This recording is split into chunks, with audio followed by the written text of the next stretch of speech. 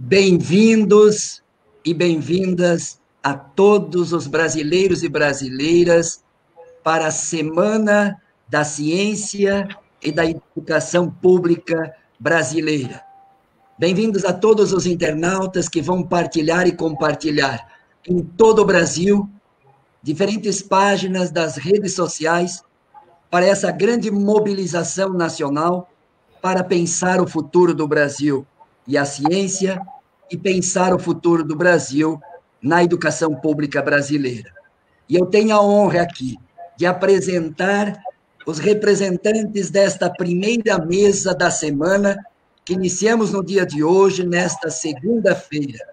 Tenho a honra de apresentar os presidentes das frentes parlamentares que promovem a Semana da Ciência e da Educação Brasileira. Com muita honra apresento a professora e deputada federal Margarida Salomão, de Minas Gerais, presidente da Frente Parlamentar em Defesa das Universidades Federais. Obrigado, deputada Margarida Salomão. Quero apresentar com muita honra a presidente da Frente Parlamentar em Defesa da Educação Básica e em respeito aos profissionais da educação, a professora do Mato Grosso, deputada Rosa Neide. Quero apresentar também o presidente da Frente Parlamentar em Defesa dos Institutos Federais, deputado Reginaldo Lopes, de Minas Gerais. E a presidente da Frente Parlamentar da Leitura, deputada Fernanda Melchiona. Obrigado pela sua presença, Fernanda. E também com honra, apresentamos a promotora também desta Semana de Ciência e Educação Pública Brasileira, a Frente Parlamentar Mista da Educação, cuja presidência está sob a responsabilidade da deputada Dorinha Seabra, do estado do Tocantins. Então, muito obrigado pela presença de vocês, presidentes das frentes parlamentares.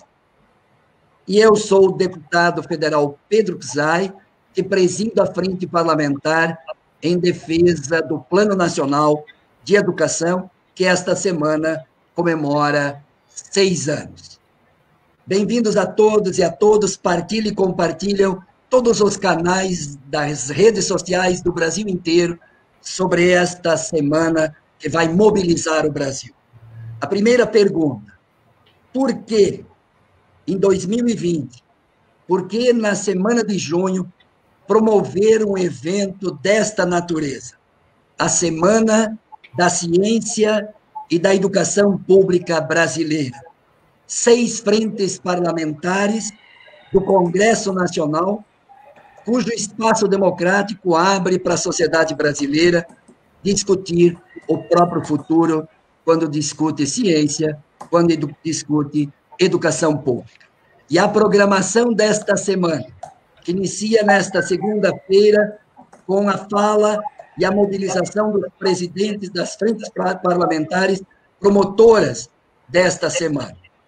A promoção desta Semana da Ciência e da Educação Pública Brasileira tem como temas desafios, aqui hoje, de tarde, 14 horas, ciência e o futuro do país. Por que discutir ciência neste momento histórico? Como pensar o futuro sem ciência? Ou qual ciência e que futuro vamos construir?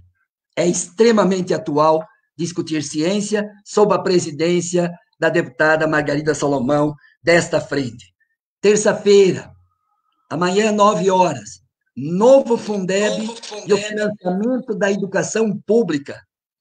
Olha a importância desta mesa na semana que nós vamos votar no Congresso Nacional, a partir da Câmara dos Deputados, a nova emenda constitucional do novo Fundeb. A mobilização necessária. Amanhã à tarde, terça-feira, 14 horas, vamos discutir Sistema Nacional de Educação, qualidade e educação não presencial. Em época de pandemia, como discutir educação, qualidade e educação não presencial. Na quarta-feira, 9 horas da manhã, vamos discutir ciência, saúde pública e Covid-19. Em época de crise sanitária e pandemia, não poderia uma semana de ciência e educação pública deixar de discutir os impactos da pandemia, a forma de enfrentamento da pandemia e os impactos sobre a ciência ou a participação da ciência na crise sanitária e a educação pública brasileira. Mercantilização da educação pública brasileira, na quarta-feira, 14 horas. Quinta-feira, 6 anos do Plano Nacional de Educação e o governo Bolsonaro.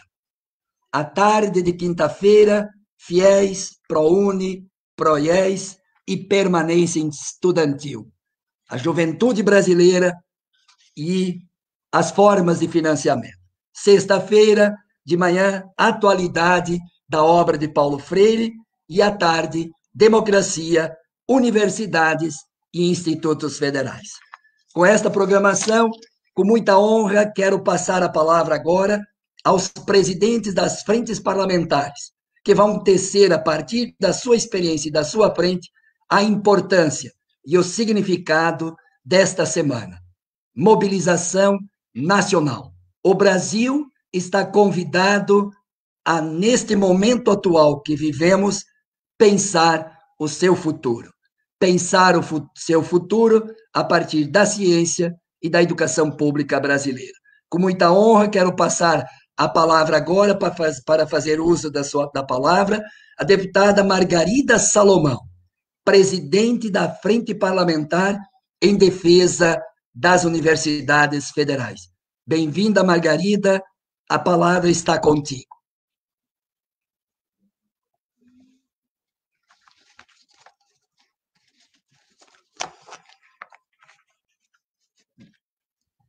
Enquanto a Margarida se organiza aqui, então passa a palavra agora para a professora Rosa Neide, que preside a Frente Parlamentar em Defesa da Educação Básica Pública e de respeito aos profissionais da educação. Bem-vinda, Rosa Neide.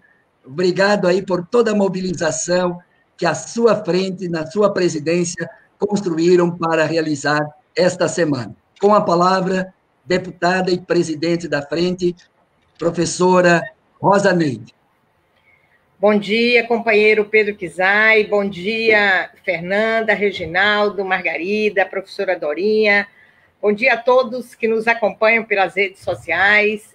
Nós estamos num momento de fundamental importância para fazer a discussão proposta pela Frente Parlamentar em Defesa do PNE, pela presidência do nosso companheiro deputado Pedro Kizai. Sabemos da importância e como é fundamental, neste momento, discutirmos ciência e a educação pública brasileira, em que contexto a ciência está se dando no Brasil neste momento, e a questão histórica também que nós acumulamos no país. A Frente Parlamentar em Defesa da Escola Pública e em respeito aos profissionais da educação, que tem a honra, com outros tantos companheiros e companheiras, de estar à frente, mobilizou, conversou com a base e está aqui hoje acompanhando essa semana de fundamental importância. Sabemos que o PNE, que completa o seu 6º ano, grande parte dele foi forjado em cada escola pública deste país. As metas do PNE foram construídas pela discussão daqueles que protagonizam no dia a dia a educação pública brasileira. Quantas reuniões, quantas conferências feitas em cada escola, no campo e na cidade, nas aldeias, cidades grandes, cidades pequenas, todos discutiram a construção do PNE. No PNE, as metas indicam claramente o que a educação brasileira gostaria de tratar em uma década, e hoje estamos no 6º ano, completando 6 anos, um aniversário do PNE. Podíamos ter muito mais a comemorar neste momento. em relação à ciência, o ensino superior, o ensino técnico e tecnológico, a educação básica como um todo, da educação infantil, da creche, ao ensino médio. Infelizmente, grande parte de nossas metas deixaram de ser cumpridas. Interrompemos, praticamente o PNE hoje é um plano que vem sendo acompanhado pelos órgãos de controle no país e os relatórios não são promissores em relação àquilo que nós devíamos ter conquistado. Mas a Câmara dos Deputados, através da frente parlamentar que acompanha o PNE, nunca deixou de olhar com toda a profundidade tudo que foi mapeado no PNE e aquilo que a gente tem que avançar diante do que a educação brasileira apontava e aponta neste momento. A educação básica brasileira, com mais de 40 milhões de estudantes, atende a mais de 40 milhões de estudantes. Em cada casa do Brasil, em cada residência, praticamente, nós temos um estudante. Quando não é o filho, é o neto, é o sobrinho. Então, em todas as residências brasileiras, nós temos estudantes, especialmente da educação básica. O Brasil tem a educação básica como ensino gratuito, público e obrigatório, né? Ou muitas das nossas ações previstas no PNE era para dar conta do passo seguinte da educação pública com qualidade social referenciada. Esse é o passo que nós estamos paralisados, parece que nós embarcamos num trem, ele estava caminhando em direção e apontando o futuro da educação brasileira. Em algum momento, parece que houve uma marcha ré e nós estamos paralisados. Parece que em alguns momentos, no país atual, esse atual governo, parece que nós chegamos, em alguns momentos, ao século XIX, início do século XX, quando a gente olha a discussão sobre ciência, sobre os avanços tecnológicos na educação.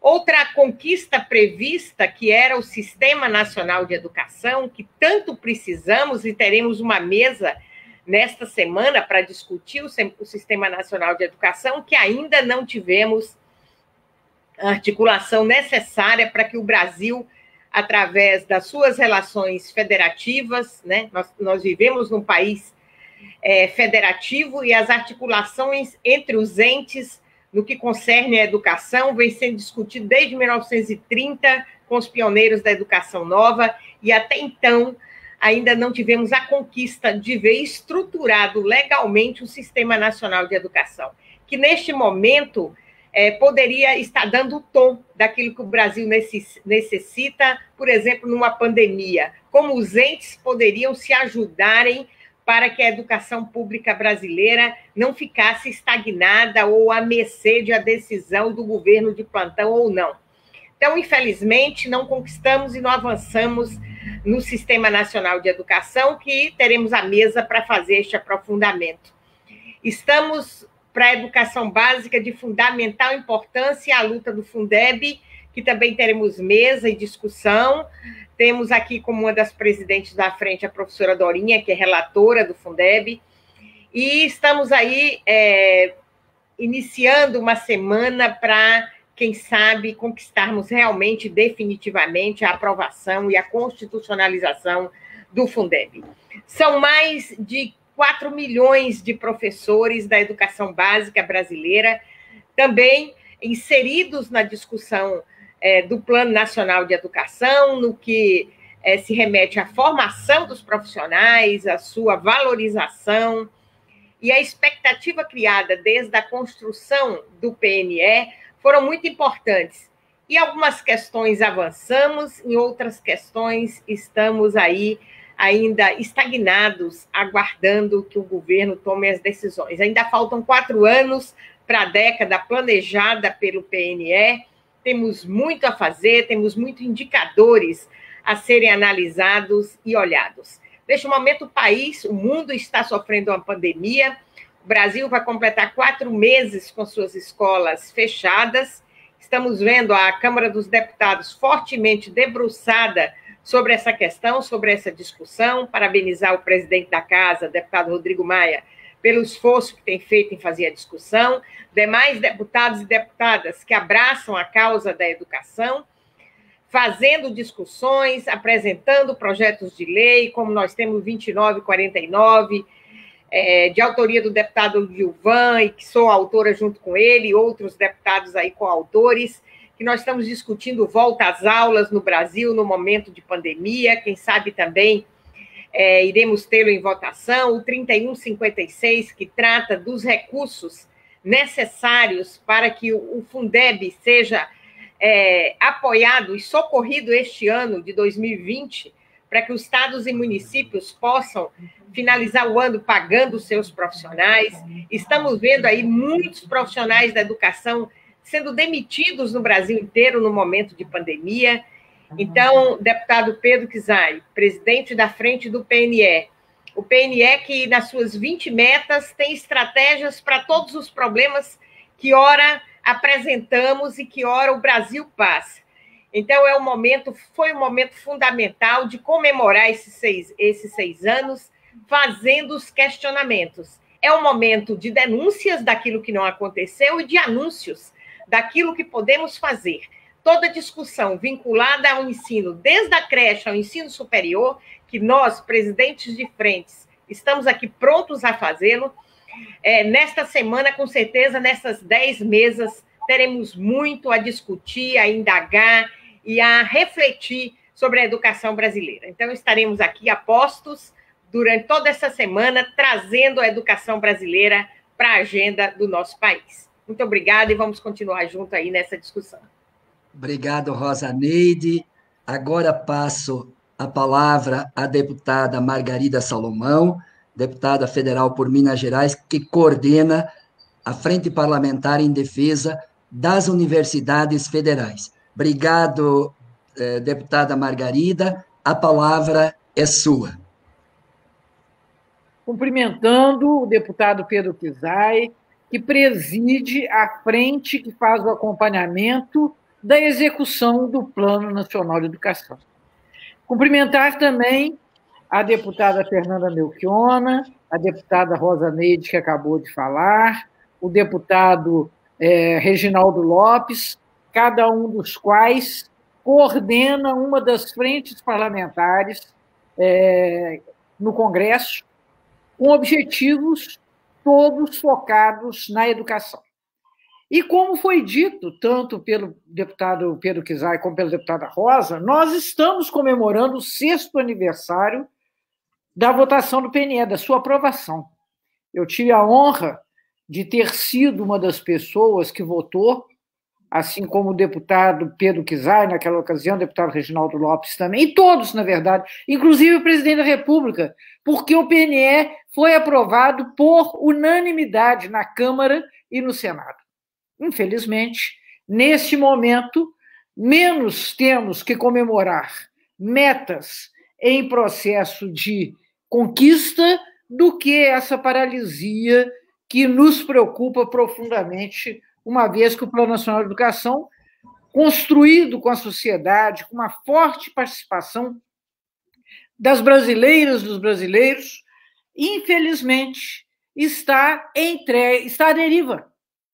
É fato que, recentemente, encerramos uma gestão catastrófica no MEC, mas nada nos inspira a acreditar que nós tenhamos agora uma gestão muito melhor, talvez menos truculenta, talvez menos grotesca, mas provavelmente igualmente descomprometida com esse plano piloto de desenvolvimento da educação nacional.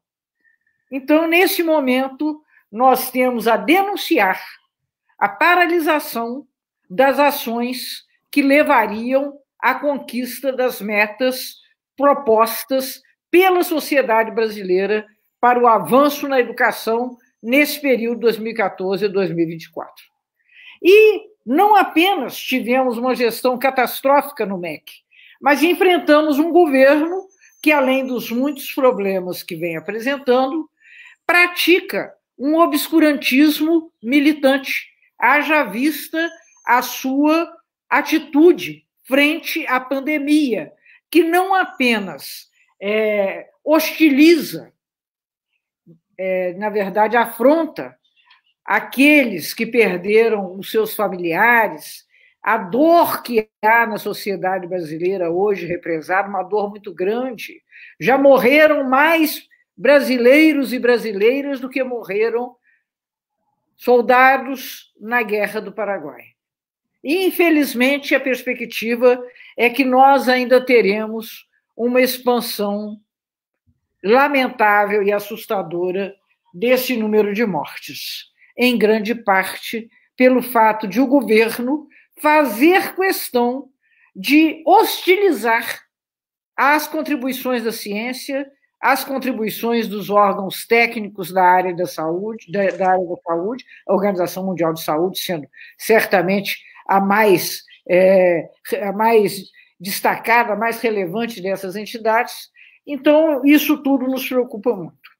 Mas eu quero dizer a vocês, nesse momento, muito me preocupa a falta de uma coordenação nacional para a gestão da educação no cenário da pandemia e da pós-pandemia.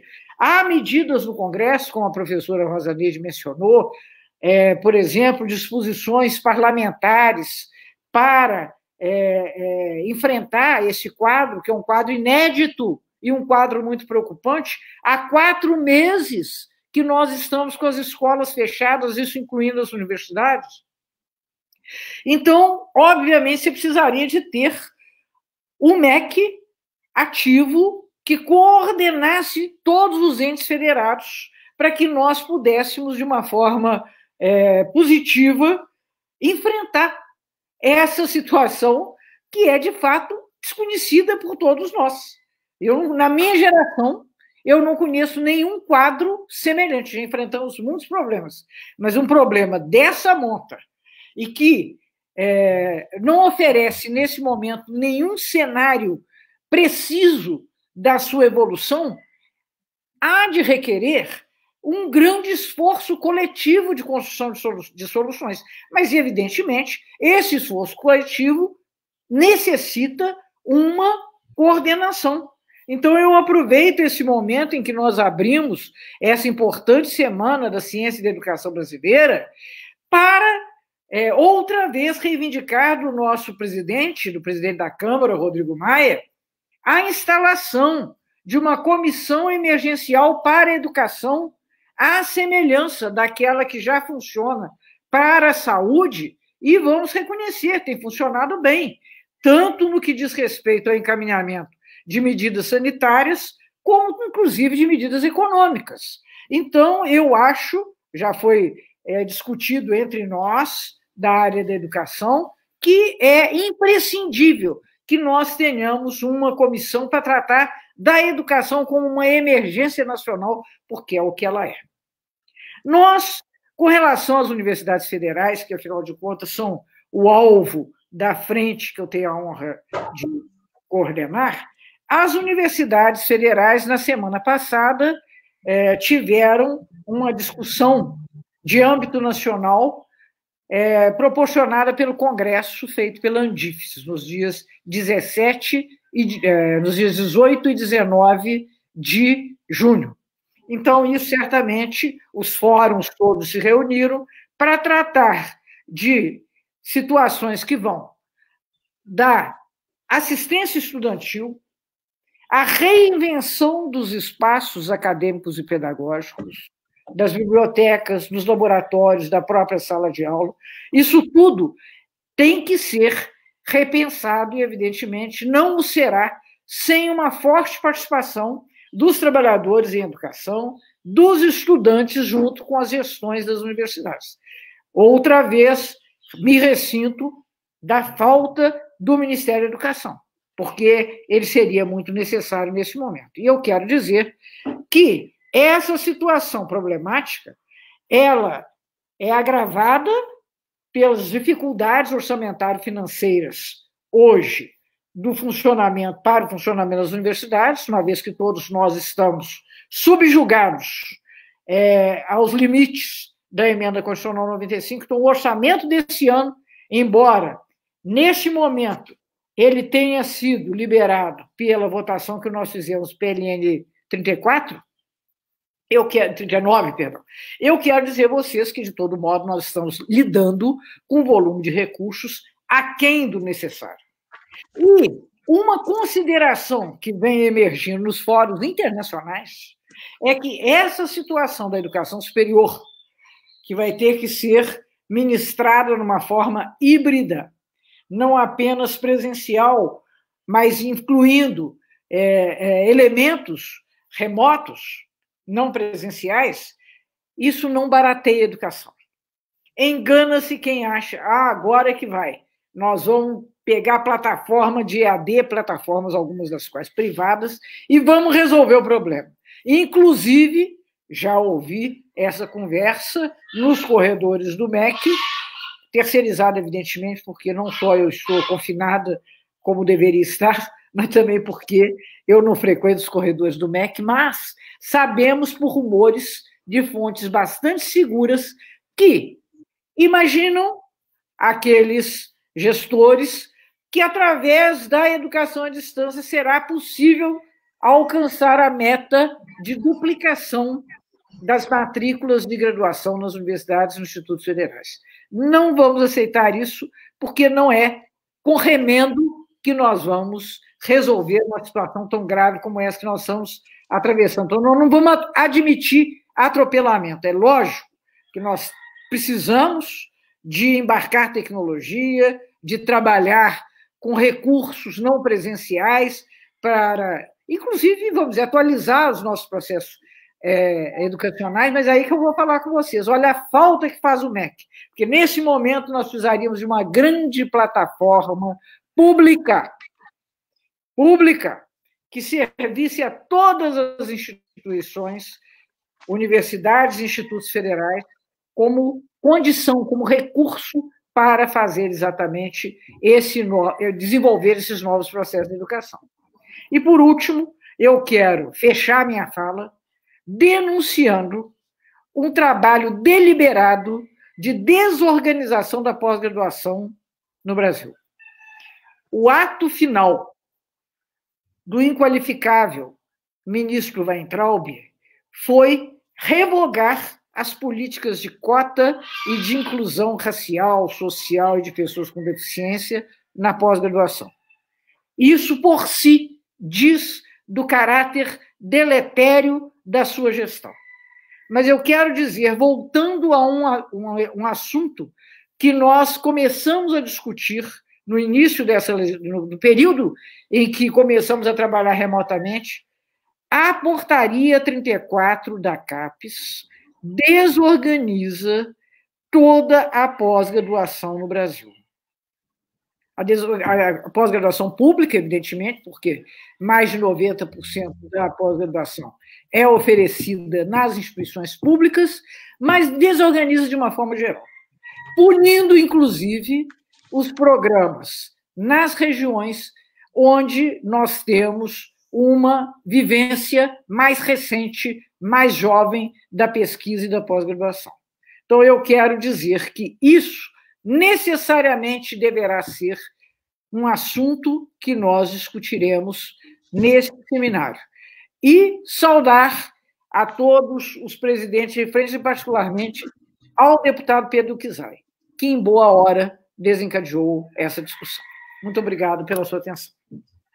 Muito obrigado, deputada Margarida Salomão. Passa agora ao presidente da Frente Parlamentar, deputado Reginaldo Lopes, e dizer a todos os internautas que continuem interagindo, possam fazer também perguntas aos presidentes e às presidentes das frentes parlamentares, para depois também tecer um diálogo, uma interação com os internautas do Brasil. Então, muito obrigado pela sua participação, pela sua audiência. Compartilhe nas suas redes sociais esta abertura da Semana da Ciência e da Educação Pública Brasileira. E já agradecemos aqui a interação, fazendo perguntas, parabenizando aos deputados que já fizeram uso da palavra, a Maria Vândia, o Gersino, a Joaninha Vieira, a Cristiane Soido Moreira, a Tiara, a Vera Pessoa, o Ricardo do Espírito Santo, da Eliana, de todo o Brasil, tem participantes já desta abertura da semana. Então, por favor, Reginaldo, com a palavra,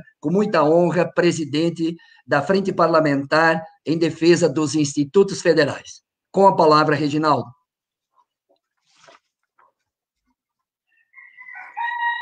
Bom dia especial aos internautas.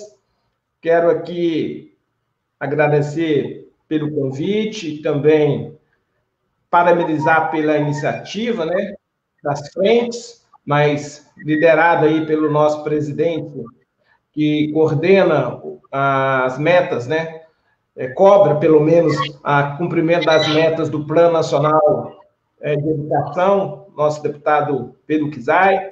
Quero cumprimentar também as deputadas que têm atuado de maneira brilhante em um momento tão difícil da luta política. Essas deputadas têm conseguido grandes vitórias, né, em defesa da educação e da ciência no Brasil. Deputada minha conterrânea, deputada Margarida Salomão, que preside aí a luta em defesa das universidades, da nossa frente parlamentar. Também Fernanda Milchiona, que tem trabalhado a questão da frente em defesa da leitura. Também a deputada Rosa Neide, né, que tem atuado na frente parlamentar, defesa da educação, juntamente com a deputada que tem coordenado aí a relatora do Fundeb, né, novo Fundeb, deputada Dorinha Seabra.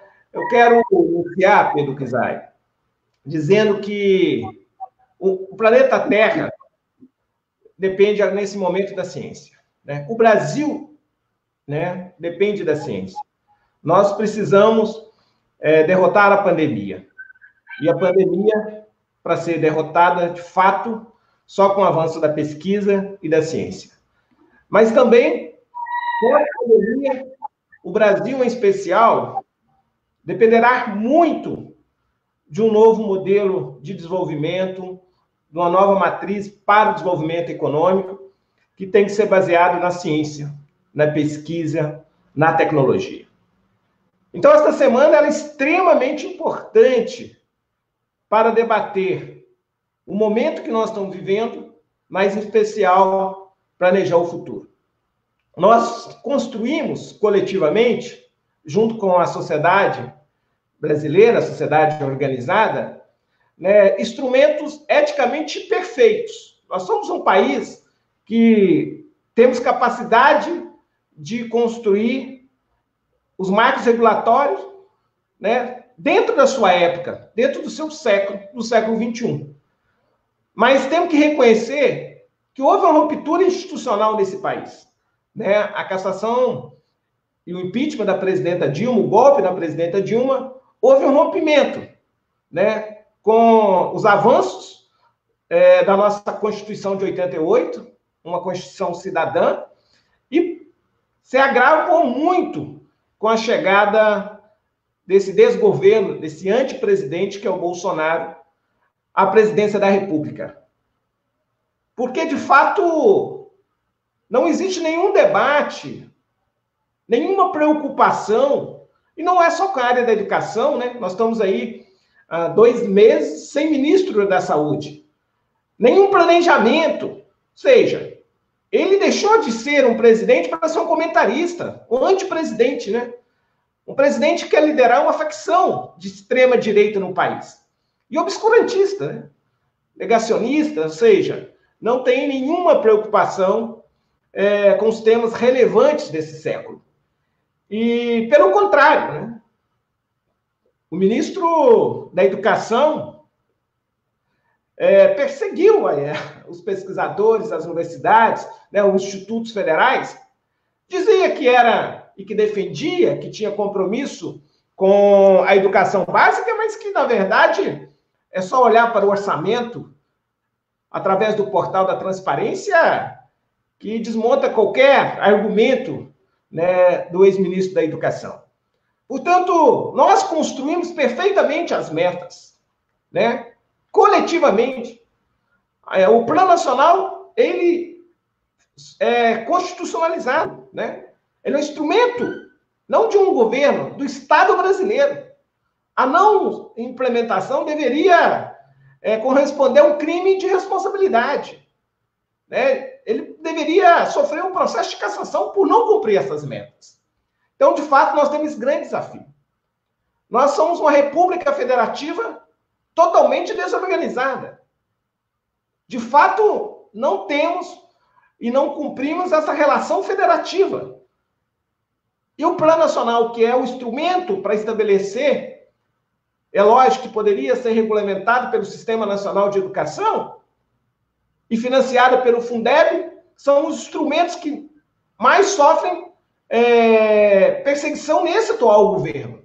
Portanto, esta semana era extremamente importante para a gente também denunciar, né, essa tentativa de desmonte, né, dos nossos pactos civilizatórios, estabelecido pela sociedade brasileira, pelo parlamento brasileiro, Câmara e Senado, e também, né, sancionado pelo presidente da República.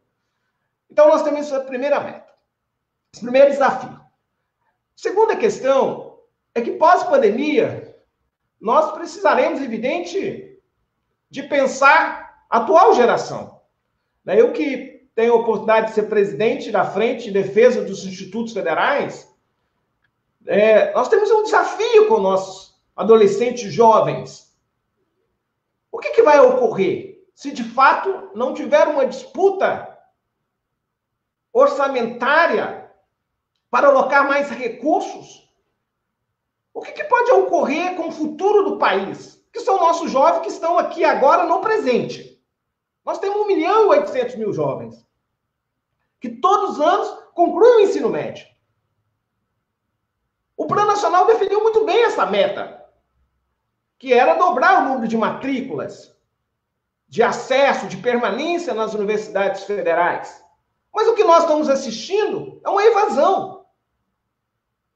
E por que nós estamos assistindo a essa evasão? Porque a política ultraliberal acha muito recurso, R$400 numa política de permanência nas universidades federais. O ataque à política, por exemplo, do Programa Nacional de Assistência Estudantil é ridículo para um país tão rico como o Brasil. E nós precisamos, ao olhar para o futuro breve, pós-pandemia, nós precisamos incorporar esses jovens a alguma perspectiva. E a melhor, mais transformadora, mais estruturante, seria ter uma ousadia de pensar que o país tem o instrumento, tem as instituições, sofreu uma interiorização fantástica nos governos populares do presidente Lula e da presidenta Dilma, que se de fato forem potencializados esses instrumentos, né, esses campi avançados que nós temos nas universidades, institutos, até os programas como o FIES e o ProUni, nós temos a oportunidade de incorporar esses jovens culturalmente ao século XXI. E não pensar que esses jovens eles possam entrar no mundo do trabalho de maneira desqualificada, despreparados para ser explorados por empresas de aplicativos. Então, nós temos esse enorme desafio, na minha opinião. Como restabelecer as metas do Plano Nacional de Educação? O desafio imediato dessa semana, que é garantir a formação do nosso jovem na escola básica e a aprovação do novo Fundeb, né? A implementação, de fato, do Sistema Nacional de Educação, para a gente aproximar Brasília, de fato, dos municípios e ter mais ousadia de alocar recursos. O sonho de 10% do PIB é fundamental. E nós precisamos formar essa percepção na sociedade brasileira que, de fato, falar de educação, mas não disputar o orçamento público, é falacioso. É um fake news. E para a gente avançar nessa perspectiva, nós precisamos, então, e vamos ser bem diretos, revogar a emenda constitucional 95. Ela impede, pelo menos na área da educação. Nós estamos debatendo aqui a Semana Nacional da Educação. Mas também é evidente que, do ponto de vista da geração de empregos e renda, que é um desafio enorme pós-pandemia, nós também teríamos que revogar do ponto de vista dos investimentos. Mas alguém pode dizer, mas o SUS terá que ser consolidado, os seus vazios assistenciais, também é a revogação da emenda constitucional 95. Então, ela não interessa ao país, ela não interessa ao povo brasileiro, ela não interessa à economia, ao capital produtivo, inclusive, não ao especulativo, né? Que ganha com a miséria das pessoas. Então, eu quero aqui, para encerrar, dizer que nós temos esse enorme desafio. O mundo terá um PIB menor, o Brasil também terá um PIB menor, e nós precisamos reindustrializar o país. Nós precisamos produzir riquezas sustentáveis. E só com o avanço da ciência e da tecnologia, com o investimento maciço na escola básica, na escola técnica e na escola superior, é que nós vamos recolocar o Brasil nos temas do século XXI. Que o tema do século XXI, as novas economias, né, economia 4.0, a inteligência artificial, dependerá de mais investimentos. Portanto, nós precisamos tomar uma decisão radical e construir esta percepção na sociedade e ter uma pauta de disputa permanente desse imaginário, dessa maioria popular que poderá derrotar este governo, que de fato ele quer desmontar, né, todas as políticas públicas e ataque em especial à política educacional do nosso país. Portanto, é com muita alegria que nós estamos aqui participando desta abertura.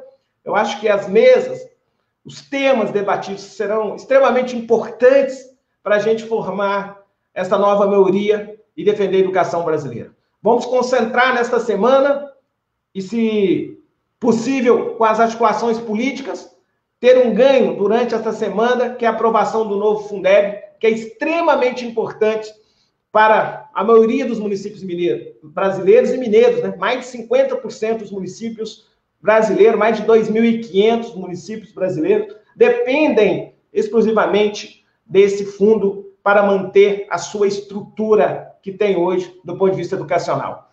Estamos juntos.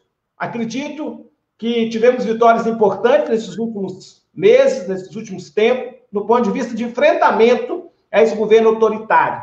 Cito aqui a luta coletiva dessas frentes para derrotar a medida provisória que queria nomear reitores biônicos, né? Em especial porque o nosso Instituto Federal, ele tem uma lei bem objetiva, né? Reitor eleito é reitor empossado. Portanto, quero aqui agradecer também a solidariedade de todas as frentes e que, de fato, nós tivemos essa vitória. E agora, eu acho que, em nome dessas frentes, nós precisamos derrotar o que a Margarida Salomão falou no final da sua fala. Nós temos que revogar a portaria do ministro Abraham Weintraub, que é uma portaria que demonstra que ele é um racista, né? Tem processo, inclusive, sofre processo de racismo. Nós precisamos revogar a portaria que ele publicou sobre a pós-graduação que elimina as políticas de cotas. Então, um abraço, estamos aqui juntos. Muito obrigado, deputado Reginaldo Lopes, presidente da Frente Parlamentar em Defesa dos Institutos Federais. E antes de passar a palavra à deputada Fernanda Melchiona, presidente da Frente Parlamentar da Leitura, eu quero agradecer a todos os internautas que estão interagindo conosco aqui. Várias entidades, Reginaldo, Rosaneide, Margarida, Fernanda, parabenizando por esta semana, por este evento e por esta abertura. CNTE, AMPED, PROIFES, várias entidades aqui, inclusive de vários estados, parabenizando por esta mobilização que o Congresso Nacional, a partir das suas frentes parlamentares, estão promovendo.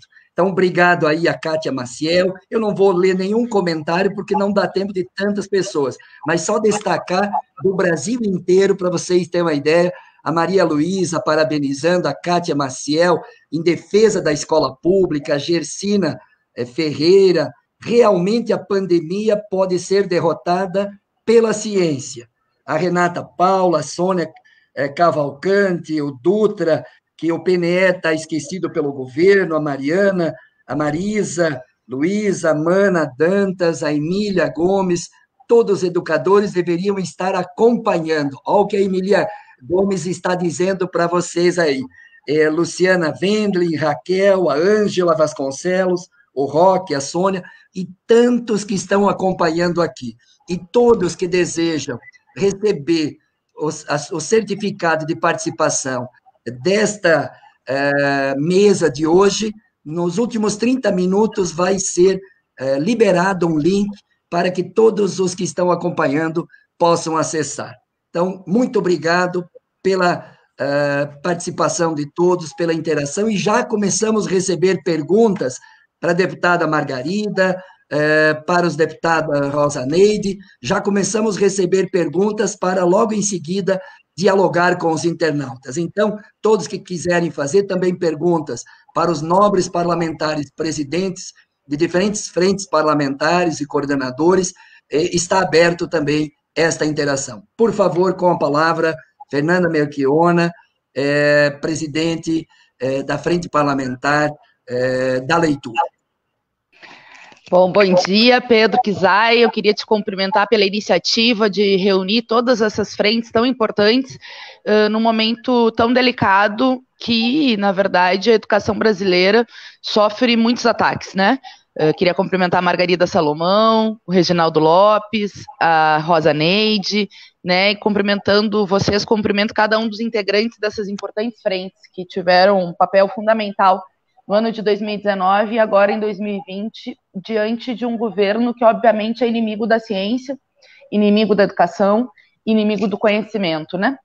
Nós estamos diante da maior pandemia que a nossa geração já viveu, são 50 mil mortos, e o Brasil já é o segundo maior país em mortes, né? Isso não é um número, são vidas, são mães, são pais, são filhos, 1 milhão de infectados, infelizmente, um dos países que menos testa no mundo, e ao invés de combater o vírus, o Bolsonaro decidiu combater a ciência, literalmente, né? Ao invés de combater a pandemia, o Bolsonaro decidiu atacar a produção de conhecimento, a produção de ciência que seria tão importante nesse momento. Vide o corte de bolsas no CAPES, na CAPES, vide o ataque estrutural que passam as nossas universidades e institutos federais, vide, inclusive, o que foi a gestão no Ministério da Educação.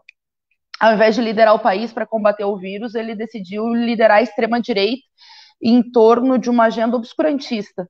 Eu tenho dito por aí que o Bolsonaro e a sua turma ideológica é pré-iluminista, né? O que é muito grave.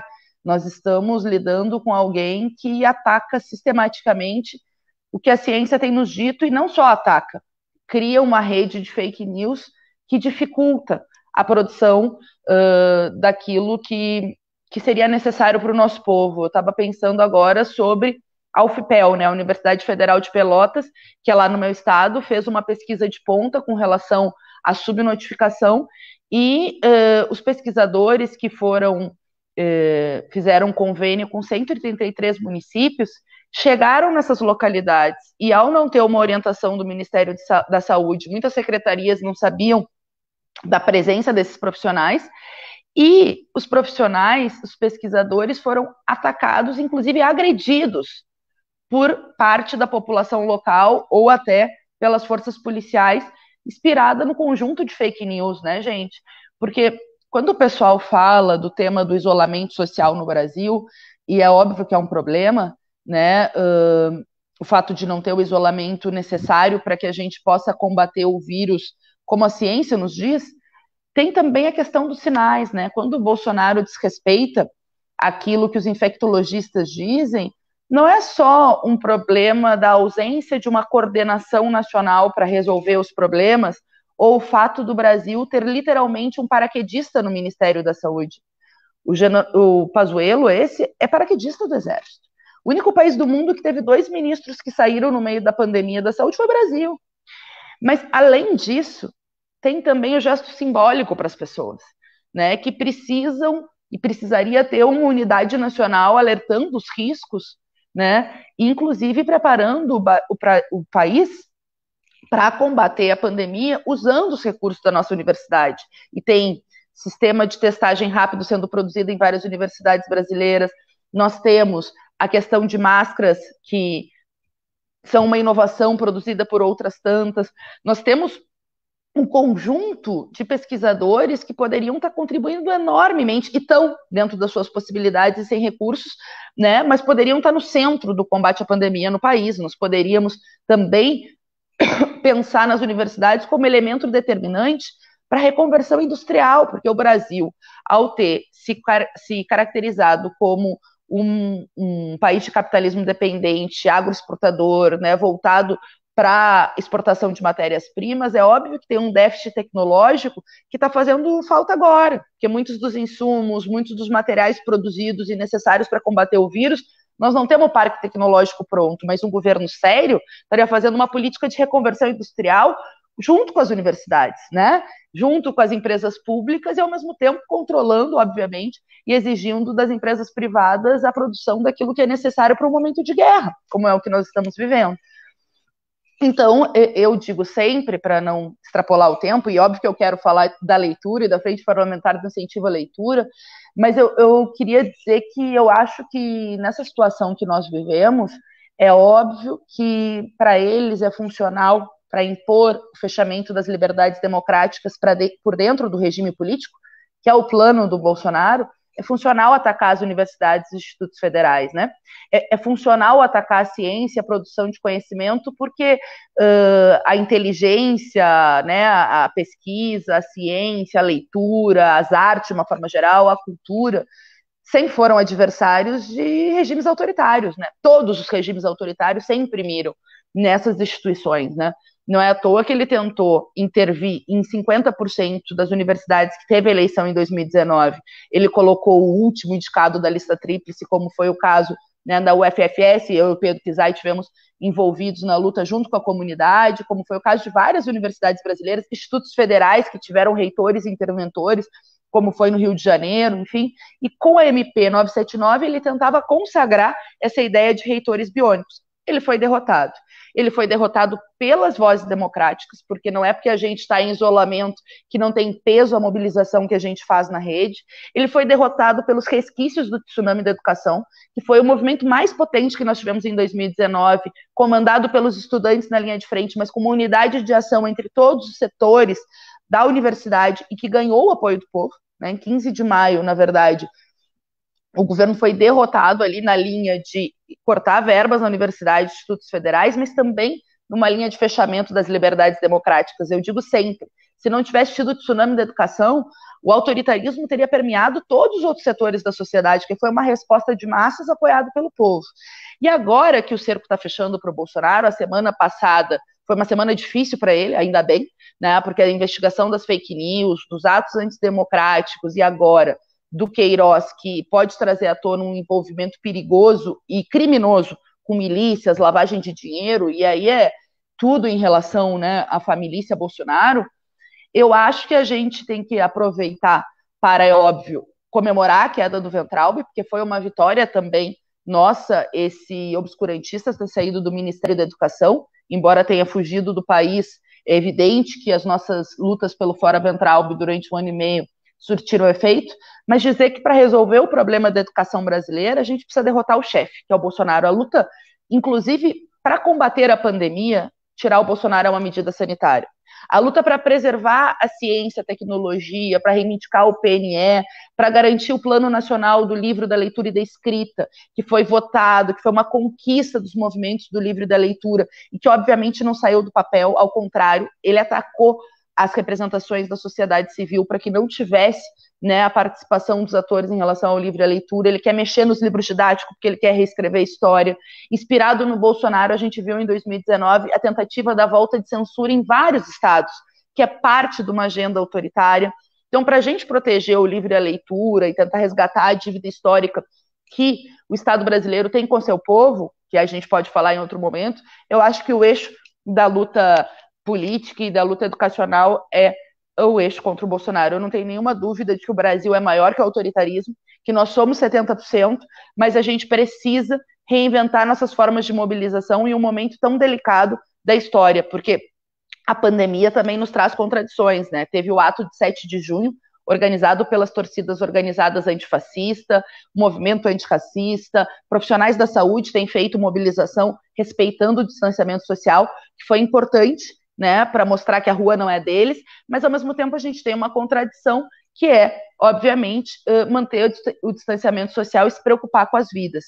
Então eu acho que se não tivesse a pandemia, a gente teria mobilizações com milhões de pessoas nas ruas. Como a gente pode mobilizar até lá? Abaixo-assinado, panelaço, e eu digo sempre, Pedro, porque eu vou concluir por aqui nos 8 minutos, não vou passar no tempo, que muitas vezes eu vejo no movimento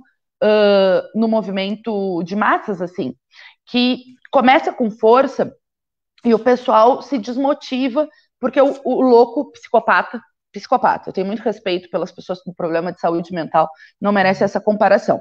O psicopata do Bolsonaro, ele segue governando. Por exemplo, lá em março, muito panelaço, foi muito forte, gente. Eu não me lembro de panelaço tão forte como no 18 de março, com aquele pronunciamento patético dele, ou mesmo quando ele ameaçou a demissão lá do Mandetta e tudo. Aí passou e ele seguiu e o pessoal meio que arrefeceu para o panela. Gente, a luta contra o Bolsonaro não é uma corrida de 50 metros, é uma maratona. A gente tem que estar preparado, com a moral alta, no sentido de seguir a luta política, não significa não se desesperar, não ficar muito preocupado com a situação do país, não chorar pelas mortes, porque são pessoas, né? E o nosso povo não é descartável para nós. É para o Bolsonaro, mas para nós não é, né? Então, sim, isso nos toca, mas, ao mesmo tempo que nos toca, ao invés de nos deixar mais fracos ou mais inseguros para lutar, tem que nos dar mais indignação para enfrentar esse protofascista, porque eu não tenho nenhuma dúvida que o nosso país é maior que ele e vai caber à nossa geração derrotar. Obrigado, Fernanda.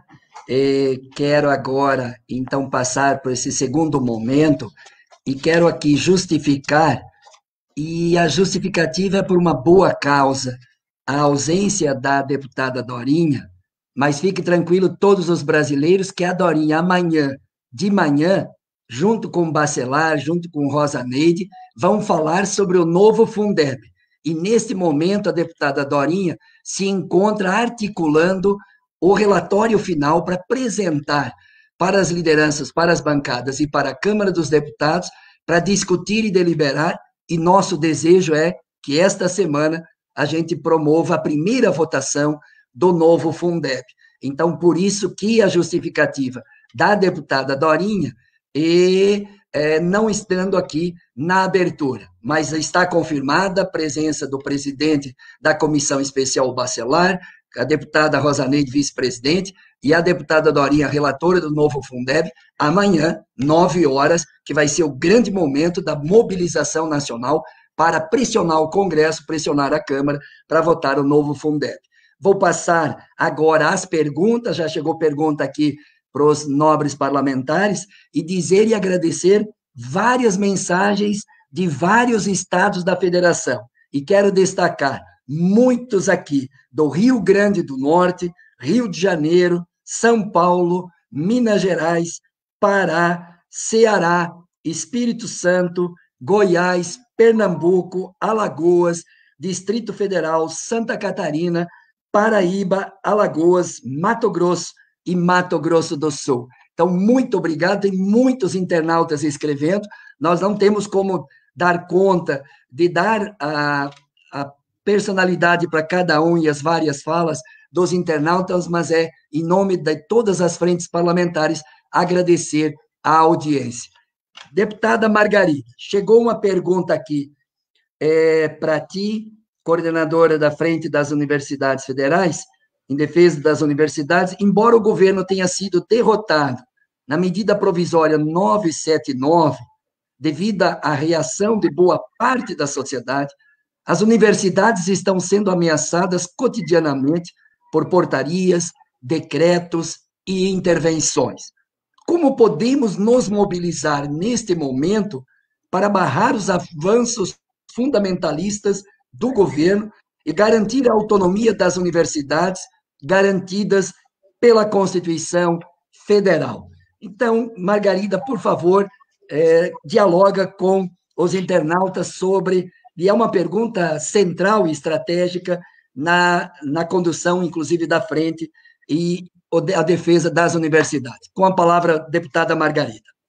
Muito obrigada, deputado Pedro. Eu quero dizer que, de certo modo, a deputada Fernanda, que acabou a sua brilhante exposição, já nos dá régua e compasso. Porque, vamos lá, amigas e amigos, nós temos derrotado o Bolsonaro e o Weintraub sucessivamente, desde o tsunami da educação e muitas outras coisas que nós impedimos que fossem cometidas, verdadeiras monstruosidades. Agora, eu quero dizer a vocês, Bolsonaro não é uma gripezinha. Bolsonaro é, na verdade, uma praga. E a única forma de enfrentá-lo é fazer o que nós temos feito nesse período todo. As universidades, os institutos, na verdade, a área toda da educação tem estado profundamente mobilizada, fortemente mobilizada, e eu acho que assim continuaremos até o momento em que até por necessidade sanitária, aí outra vez estou me reportando à fala da Fernanda, nós ponhamos fim a esse governo, porque eu não tenho nenhuma expectativa de que, nesse momento, nós vamos ter um ministro, mínima ou ministra, comprometido com os princípios da educação democrática, comprometido sequer com os marcos legais que foram produzidos pelo parlamento no passado recente e que, se fossem, de fato, implementados, se servissem como referência às políticas públicas de educação, eu acho que nós teríamos, inclusive, avançado na direção da consecução das metas do PNE. Então, nós não temos sossego. É todo dia lutar. Mas lutar com a garantia, com a certeza, primeiro, que nós estamos do lado certo. Nós estamos do lado da democracia. No caso das universidades, nós estamos do lado das universidades. Sempre é necessário lembrar, as universidades são uma construção da sociedade que, neste século, completará o seu primeiro... As universidades são uma construção que completará neste século o seu primeiro milênio. Então, as universidades têm resistido a muitos embates, inclusive embates das tiranias, embates dos obscurantistas, e ainda assim elas hoje sobrevivem como uma das mais importantes formas sociais da defesa da liberdade do pensamento, do avanço da ciência, da formação dos quadros estratégicos numa sociedade em que o conhecimento é a maior das riquezas. Então, amigas e amigos internautas, nós estamos aqui para chamar à luta. Infelizmente, não há encaminhamentos fáceis. Agora, uma coisa importantíssima nesse momento é não ceder a nenhum tipo de chantagem que prospere nesse período da pandemia. Já que está tudo diferente, vamos facilitar, vamos banalizar, vamos baratear. Não. Nesse momento, a situação da educação é uma emergência e, como tal, tem que ser tratada, inclusive com a injeção de recursos extraordinários para fazer frente às novas necessidades pedagógicas, às novas necessidades educacionais pensadas de uma forma como geral. Muito obrigada. Obrigado, deputada Margarida. Agora uma pergunta para a deputada Rosa Neide, que diz o seguinte: deputada Rosa Neide, com 6 anos do PNE, fim do Fundeb este ano, congelamento de salários, suspensão da carreira até 30/12/2021, como fica a meta de valorização dos profissionais da educação? Pergunta do Abicalil. Com a palavra, deputada Rosa Neide.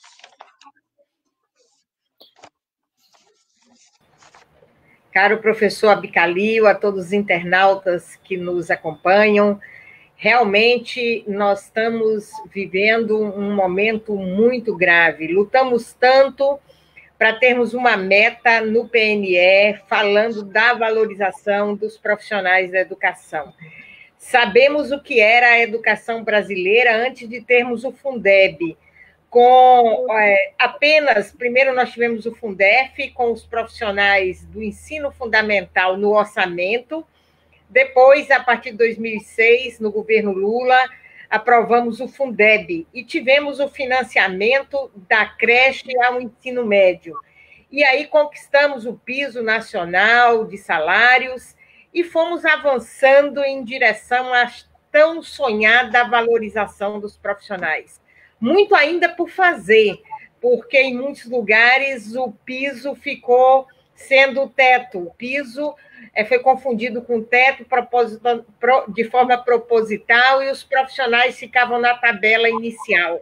Mas muitas carreiras foram construídas no Brasil inteiro e esse processo de construção, que trouxe muitas expectativas, muitos sonhos aos educadores brasileiros, aqueles que lá no chão da sala de aula é que faz, de fato, a educação do Brasil, teve a interrupção, especialmente a partir do governo Temer, agora fortemente no governo Bolsonaro. Estamos vendo um governo que não tem nenhuma preocupação com a educação, que tirou literalmente a educação brasileira da agenda. Então, a meta que construímos a muitas mãos com as instituições que cuidam da educação, com todas as organizações, e aqui eu cumprimento e saúdo de forma muito especial a nossa CNTE, da qual sou membro, e estou vendo aí o nosso companheiro presidente Heleno acompanhando, também questionando. Só temos uma saída, é organizarmos as nossas forças de forma comum, é transformarmos as instituições, as entidades que cuidam da educação no seu foco comum. Precisamos fazer valer a meta da valorização em todas as lutas que implementamos no país. E, neste momento, com esse desgoverno, nós estamos há 1 ano e meio de governo sem Ministério da Educação, sem ministro da Educação, sem liderança, sem coordenação. E todas as vezes que agiu contra a educação, tanto a educação superior como a educação básica. No início era um discurso que íamos priorizar a educação básica, coisa que nós não queremos, um nível de educação disputando com o outro, mas toda a educação brasileira foi deixada ao relento. Ninguém foi apoiado, os nossos profissionais foram esquecidos. Aqui no estado de Mato Grosso, em momento de pandemia, grande parte dos profissionais da educação básica estão sem vínculo com a educação.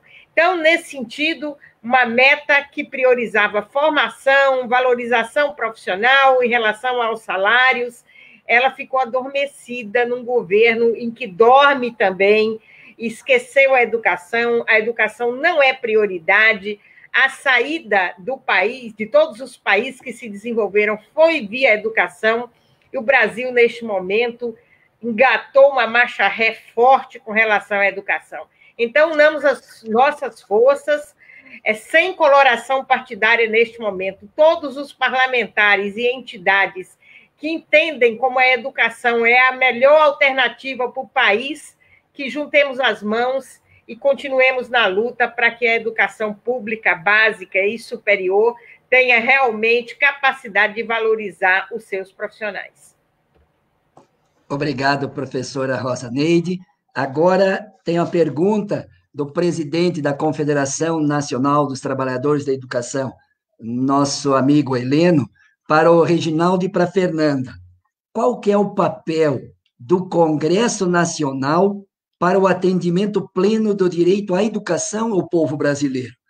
Nesse momento que nós iniciamos esta Semana da Ciência e da Educação Básica Brasileira, que não tem Ministério da Educação, qual é o papel do Congresso e a importância destas frentes parlamentares para discutir o direito à educação para o nosso povo brasileiro? Com a palavra, deputado Reginaldo Lopes.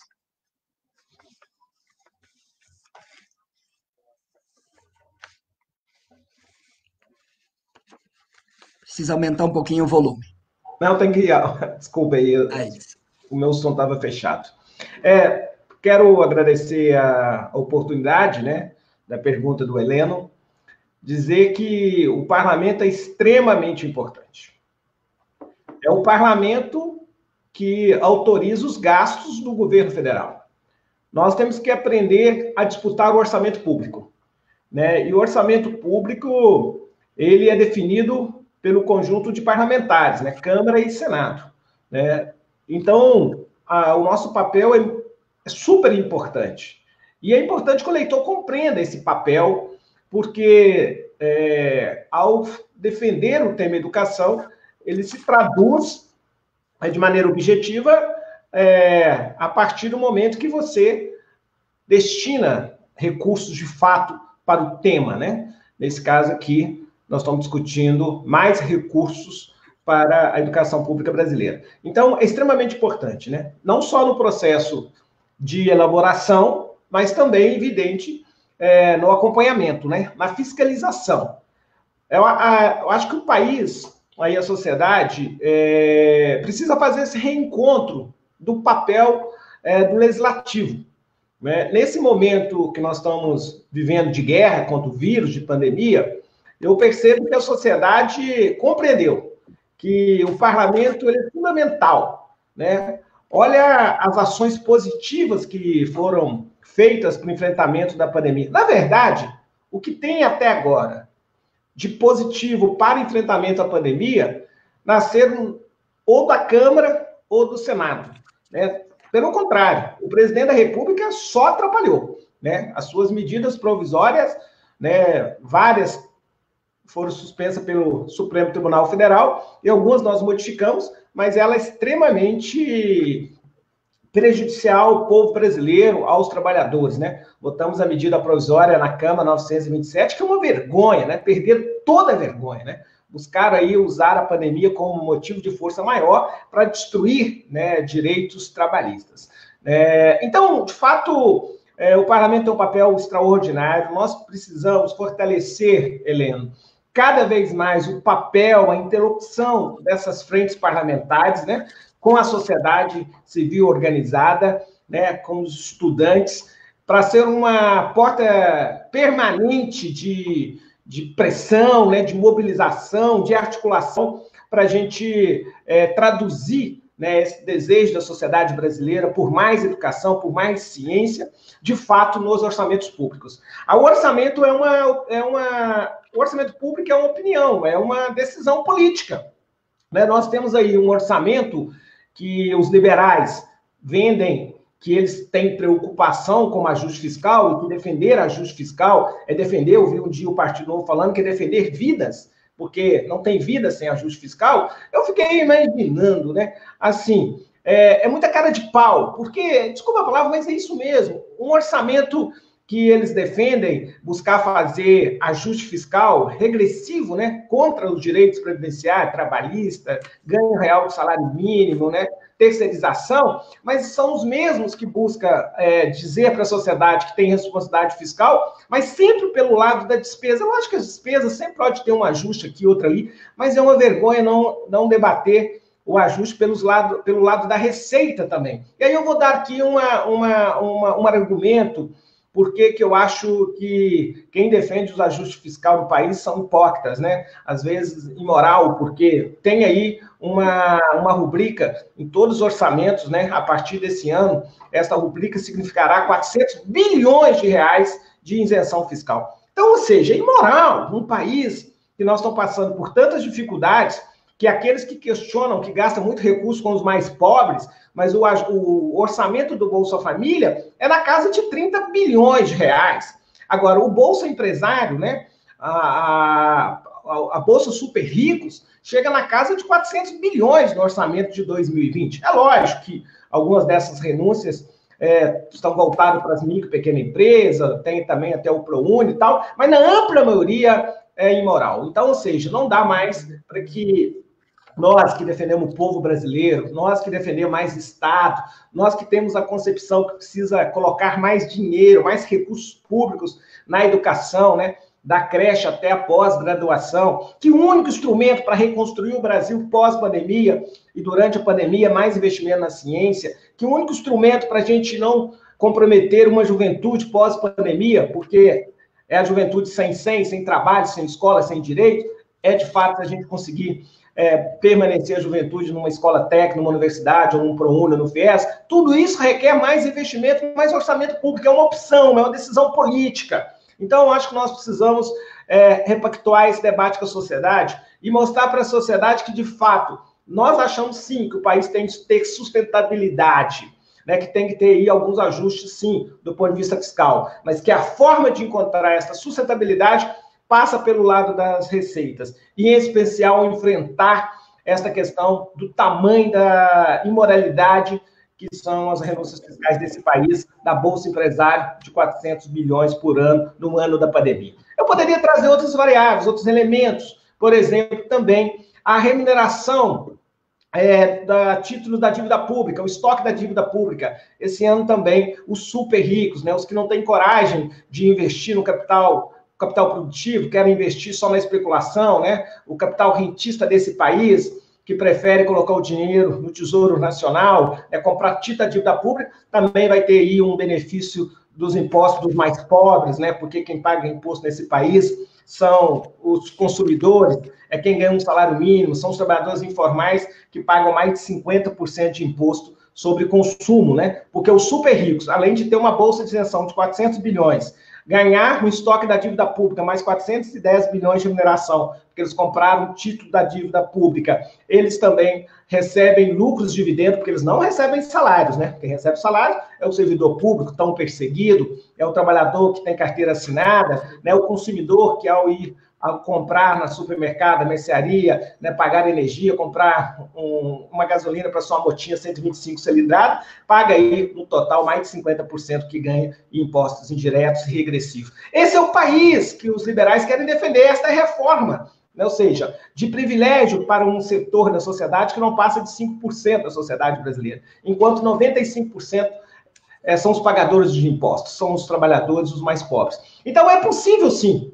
fazer um ajuste da sustentabilidade do país e avançar muito mais nas políticas compensatórias, na transferência de monetária, como transformar o auxílio financeiro em renda permanente, de garantir auxílio permanente dos jovens no Instituto, nas universidades federais, de equipar os estudantes com novos equipamentos do século XXI, como banda larga, internet, notebook, smartphone, computadores, ou seja, é possível, é uma decisão política. Qual é a decisão que nós queremos tomar? Passa tudo pelo parlamento, então é importante a sociedade, lógico, sempre discutir a legião parlamentar, que de fato tem lado na vida pública, tem lado na política pública, mas em especial também cobrar dos deputados e senadores que já estão eleitos, que é possível fazer muito e fazer diferente, fazer com mais ousadia, criar novos paradigmas e fazer um Brasil mais justo. Obrigado, deputado Reginaldo. Passo a palavra à Fernanda agora. Já está liberado o link para todos que quiserem acessar para depois ter direito ao certificado. E Fernanda também, com certa brevidade, porque depois nós temos mais um bloco, para depois as considerações finais também. Nós já estamos a 1h17 deste encontro. Eu acrescento aqui mais uma pergunta sobre a importância de aprovar o Fundeb nesta semana na Câmara dos Deputados. Então, Fernanda, com a palavra, e aí depois o último bloco de perguntas. Deixa eu aproveitar, Pedro, e te pedir para já fazer a resposta junto com as considerações finais, porque infelizmente eu tenho que sair às 10h30, então eu aproveito, já junto os dois, mas vou ficar muito bem representada, não tenho dúvida que é a mesa muito qualificada, e pedir para o pessoal acompanhar aí a semana, tem muitos debates bons que foram promovidos aí pelas frentes, sob coordenação do nosso companheiro Pedro Kizai. Eu acho que o Congresso, em 2019, a gente repara assim, existia um consenso do Congresso e elite, assim, consenso tirando a gente da oposição, em relação à agenda ultraliberal do Bolsonaro, e uma diferença com relação às liberdades democráticas e os ataques, né, às liberdades democráticas e tal. Ou seja, o consenso com relação à agenda econômica era superior à base do governo Bolsonaro no Congresso Nacional, na Câmara dos Deputados, etc. Tanto é que teve a votação da reforma da Previdência, que aumenta esse quadro de massacre dos trabalhadores, é um privilégio para os banqueiros e para essa lógica do sistema financeiro e tal. Mas, em relação às liberdades democráticas, o Congresso cumpriu, porque tem a ver com essa divisão entre eles, no andar de cima, com um importante contrapeso em determinadas medidas do governo. O que é importante, né? Não é à toa. Os autoritários sempre atacam todos, né? No caso da ditadura civil-militar no Brasil, começaram com os comunistas, é óbvio, com a esquerda, mas depois perseguiram a direita liberal, perseguiram os jornais, perseguiram... Então, eu acho que é muito importante que hajam esses elementos de contrapeso, evidentemente, e que a gente fale e, obviamente, defenda as liberdades democráticas. Porque é óbvio que eles querem fechar o Supremo, mudar a composição do Supremo, o bolsonarismo, para ter uma maioria para avalizar uma lógica reacionária. O Congresso da mesma forma, né? O Bolsonaro a todo momento bate no Congresso, bate no Rodrigo Maia, acho que bate menos no Alcolumbre, mas enfim, essa rede de fake news, o que quer debilitar o Congresso e as liberdades democráticas de 88, e é óbvio que nós precisamos defender, né, as liberdades democráticas e dizer que a gente não tem ilusões com essas instituições, mas que a gente luta por mais democracia e não por menos democracia, como que é o bolsonarismo, né? E eu acho que tanto o Congresso como, né, as instituições de uma forma geral, elas são movidas a partir da mobilização, da pressão de fora para dentro, porque é evidente, né, que as elites sempre comandaram esses espaços, né? A gente tem um papel minoritário ali. Significa não tá? Não, significa tá. Aproveitar as brechas, significa chamar o povo a se mobilizar. Eu acho que no Covid, obviamente, era um momento de unidade nacional e a Câmara aprovou coisas muito boas para o povo, evidentemente, né, no sentido de como a renda básica. A renda básica foi no Congresso que se votou, não foi o Bolsonaro. O Bolsonaro foi derrotado, né? Isso é importante que tenha votado, porque a gente quer que o povo tenha renda básica. Então, eu acho que sim, tem essa diferenciação, e acho que no tema da educação a gente tem que pressionar, porque teve uma importante atuação também o ano passado nos cortes de verbas, né, do CAP-CNPq. Então a gente fez uma reunião, acho que a Margarida Salomão estava, a gente pediu para o presidente da Câmara, enfim, se conseguiu reverter ali junto com a mobilização, é óbvio.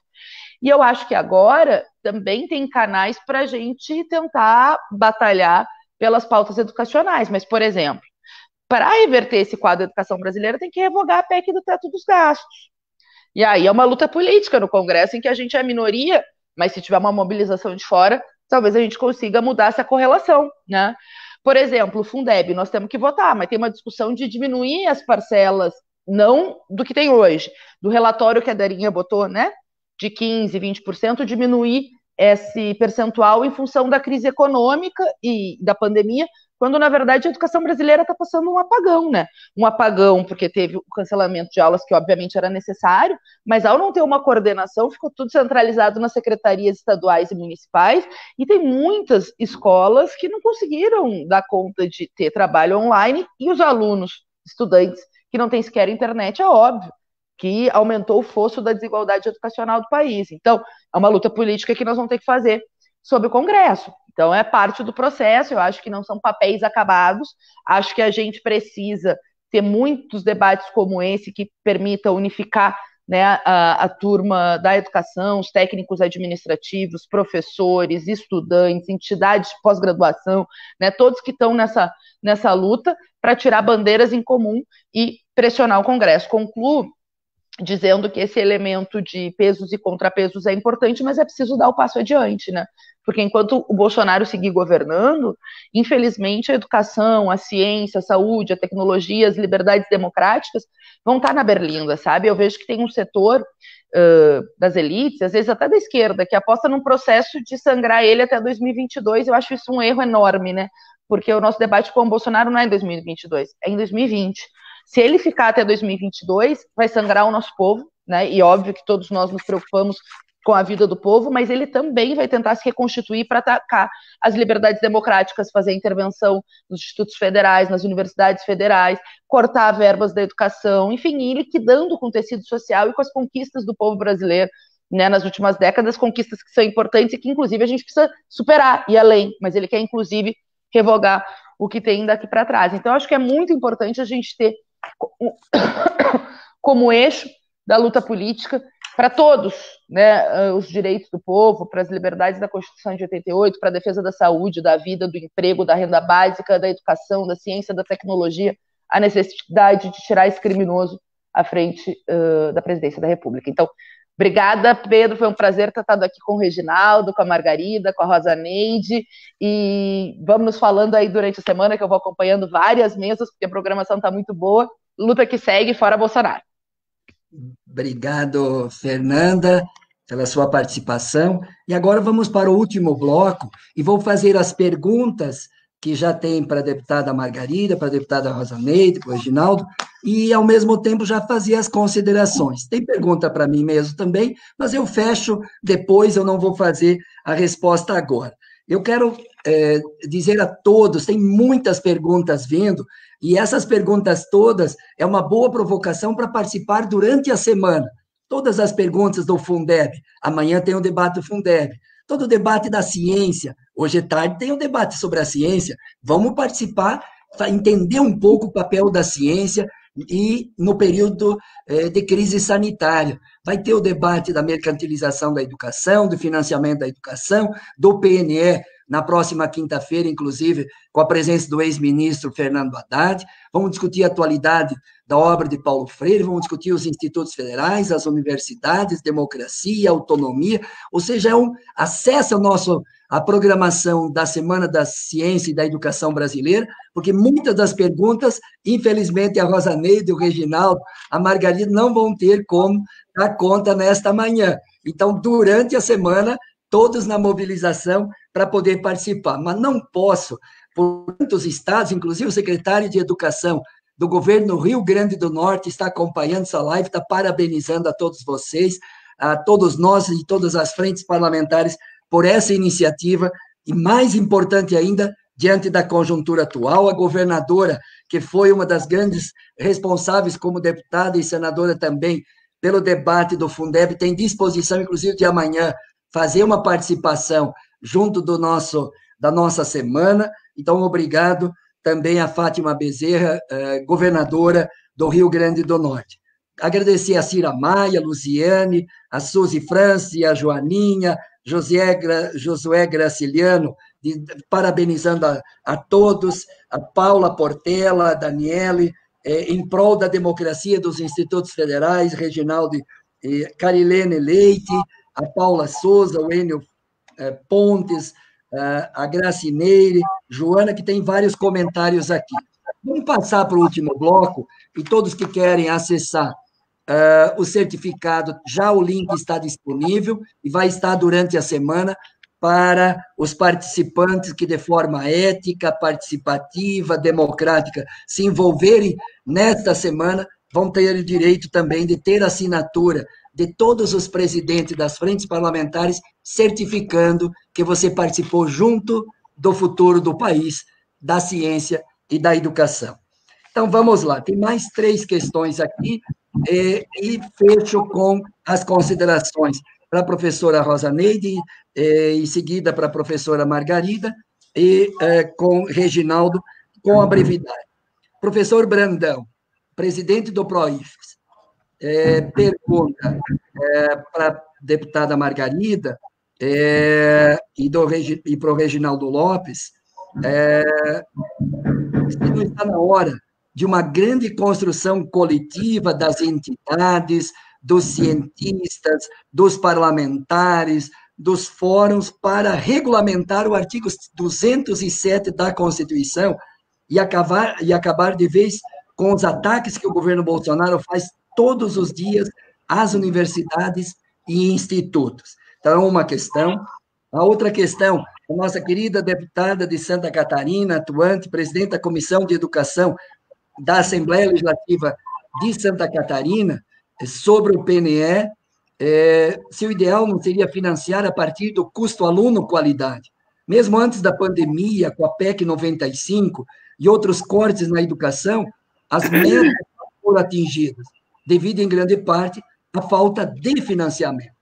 E, diante do cenário atual, pandemia, qual a perspectiva de financiamento para cumprir as metas? Poderia também falar da gestão democrática e o atual governo que rasgou a meta da gestão democrática. Tem outra pergunta da Alvete Pazim Bedin, que é do Conselho Estadual de Educação de Santa Catarina, do Cinti Regional de Chapecó. Estamos completando 6 anos de PNE. Se criou muita expectativa para nós, educadores, mas tanto em relação à qualidade quanto à valorização, como está? Essa expectativa foi frustrada pelas sucessivas manobras do atual governo de engavetar o PNE. É possível, a pergunta é possível retomar o PNE e recolocá-lo como eixo norteador da educação brasileira? Obrigado, Alvete. E são essas as principais perguntas, tanto para mim quanto para vocês.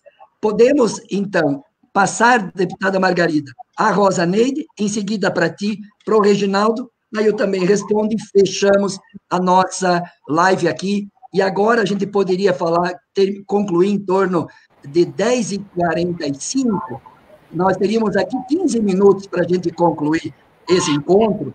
Então, em torno de 3 ou 4 minutos, suportável até 5 minutos, no máximo, para que a gente permita democraticamente todos vocês falarem e nós concluirmos este encontro desta manhã que damos a abertura oficial da Semana da Ciência e da Educação Brasileira. Então, com a palavra, a deputada Rosa Neide, depois a deputada Margarida Salomão, em seguida, o deputado Reginaldo Lopes.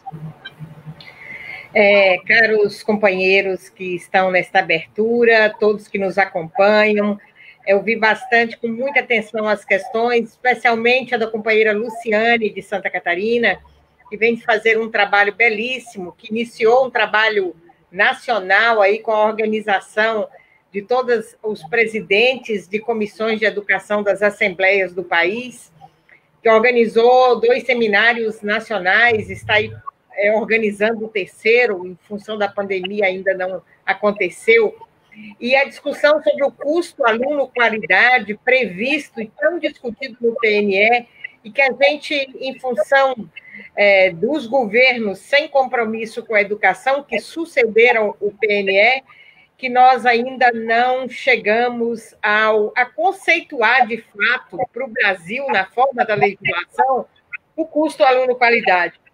Sabemos que conseguimos avançar no sentido de praticamente chegarmos a quase 100% dos estudantes da educação básica matriculados no Brasil. Sempre passamos de 95% de matrículas.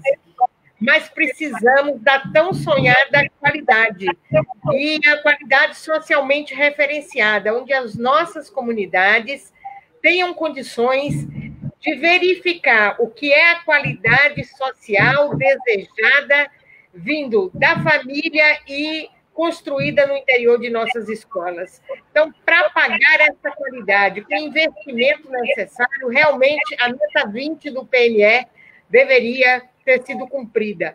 Coisa que o governo Temer e agora o governo Bolsonaro não deu o melhor olhar. Se esquivaram totalmente do cumprimento da meta do financiamento, porque ela é a meta 20, ela era para conseguir que as outras 19 metas pudessem se desenvolver totalmente. Em todas as metas, nós precisamos de investimentos. E, nesse sentido, a gente não teve investimento suficiente na educação básica de ensino médio tecnológico, na educação superior. Nós não conseguimos que os recursos planejados chegassem, de fato, a cada meta para que elas fossem realmente desenvolvidas no país. Então, quanto a isso, Luciane e a todos que nos acompanham, precisamos continuar investindo fortemente a nossa luta para que o custo aluno-qualidade, a educação de qualidade, a valorização do profissional, tão sonhada na educação brasileira em todos os seus níveis, possa ser realmente acolhida e chegar realmente à base da nossa educação. Essa semana, aí coordenada pela Frente Parlamentar em Defesa do PNE, do nosso companheiro Pedro Kizai, nestas 10 mesas podemos nos aprofundar nessa questão. Parabéns a todos que acompanham, parabéns a todos e a todas que têm na educação a sua bandeira de vida. Estaremos aqui, a partir de hoje à tarde, nos aprofundando em todas essas temáticas e, com certeza, levando essa discussão com muita ênfase a toda a educação brasileira. Um forte abraço, estaremos juntos aí durante as mesas, ou falando, ou acompanhando e discutindo com aqueles que, de fato, faz da educação um projeto de vida. Forte abraço aos companheiros da mesa e a todos que nos acompanham. Muito obrigado, deputada Rosa Neide. Agora, a deputada Margarida Salomão, que teremos a honra de hoje, a deputada Margarida, à tarde, coordenar o tema Ciência e o Futuro do Brasil. E por isso que passo a palavra, e já lhe agradeço também, deputada Margarida Salomão, que coordena a Frente Parlamentar em Defesa das Universidades Federais. Das perguntas feitas e, ao mesmo tempo, as considerações finais para esta manhã. Você tem problema no microfone. Tem que apagar o microfone. Isso. Veja se ele não está com 2 equipamentos ligados. Eu não estou, não. Não. Vamos ver.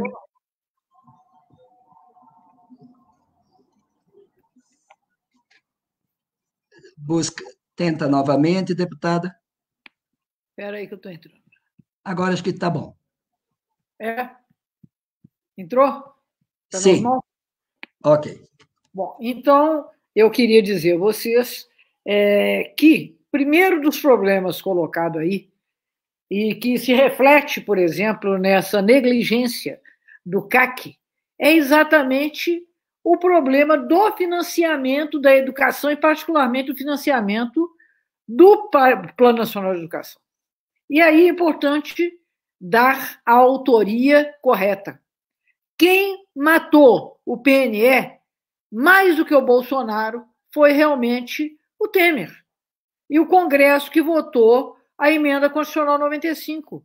A Emenda Constitucional 95 liquida o PNE, porque você não tem possibilidade de fazer o crescimento necessário dos recursos previstos para a educação, de modo a fazer face a todos aqueles programas, todas aquelas metas. Então, essa é a primeira coisa. Revogar a Emenda Constitucional 95 tem que estar na nossa agenda democrática todos os dias. Só com a derrota e a revogação da Emenda Constitucional 95 é que nós vamos conseguir ter PNE, ter CAC e tudo mais. Brandão pergunta sobre autonomia universitária. A autonomia universitária é uma conta que nós estamos demorando a pagar, né, Brandão? Porque, a rigor, desde a Constituição, fala-se da regulamentação do artigo 207. E assim passamos por diversos governos, inclusive pelos nossos. Eu, quando reitora, eu coordenava a Comissão de Autonomia da Andifes, sempre com o propósito de construirmos uma versão democrática, uma versão contemporânea, eficaz da autonomia universitária. E não tendo feito isso, nós, na verdade, criamos o solo no qual floresceu a árvore da tirania, porque este governo, que é obviamente fascista, aproveitou-se dessa insuficiência legal para cometer toda sorte de atropelamento que a gente vem enfrentando e derrotando, mas melhor seria se nós tivéssemos uma agenda mais propositiva do que uma agenda que seja apenas defensiva. Então, eu queria dizer isso, 3 coisas. 1, vamos revogar a Emenda Constitucional 95. 2, precisamos de um fórum muito democrático para propor a regulamentação do artigo 207. E, por último, fora Bolsonaro. É o fim desse governo, que é a condição objetiva que nós temos para voltar a tratar com esperança da educação no nosso país. Meu abraço a cada uma e a cada uma que nos acompanhou até aqui. Uma honra ter participado dessa mesa com os colegas e as colegas parlamentares. E, mais uma vez, parabéns ao companheiro Pedro Kizai por essa bela iniciativa. Muito obrigado. Muito obrigado, deputada Margarida Salomão. Antes de passar a palavra ao Reginaldo, eu quero ler uma escrita da Cira Maia, que ela diz, coloca aqui, Alex, para que eu possa, fico muito feliz em ouvir tantas falas que nos representam enquanto professores, professoras que vivem no chão da escola, no dia a dia. Parabéns, como motivação de toda essa experiência. E eu estou tão agraciado com as falas de vocês, que hoje eu não vou falar nem do conteúdo, que veio as perguntas, porque eu estou muito feliz, é uma das grandes alegrias da minha vida parlamentar, ter a presença de vocês partilharem junto com 5 frentes parlamentares esta Semana da Ciência e da Educação Brasileira. Então, hoje, manhã aqui, eu só fiz mediação, até porque sou PNL, vou participar na quinta-feira também da mesa, e as demais perguntas, vocês com brilhantismo responderam. Então, é só gratidão a vocês por aceitar esse desafio juntos, de coletivamente construir, e eu acho que a Cira Maia sintetizou que do chão da escola elas veem um futuro nas falas de vocês, que nos dá utopia. A profunda crítica que vocês fizeram, mas com muita esperança e utopia do que isso significa. Então, as considerações finais para ti também, Reginaldo Lopes, e lhe agradeço também profundamente a tua participação e essa bonita construção coletiva desta semana. Liga teu microfone. É verdade. Não, tá ligado? Tá. Eu quero, fazendo um economista que eu admiro muito, Celso Furtado, né, no seu livro, O Brasil, uma construção interrompida, né? PNE é uma construção interrompida. E quais são os momentos desse rompimento, né?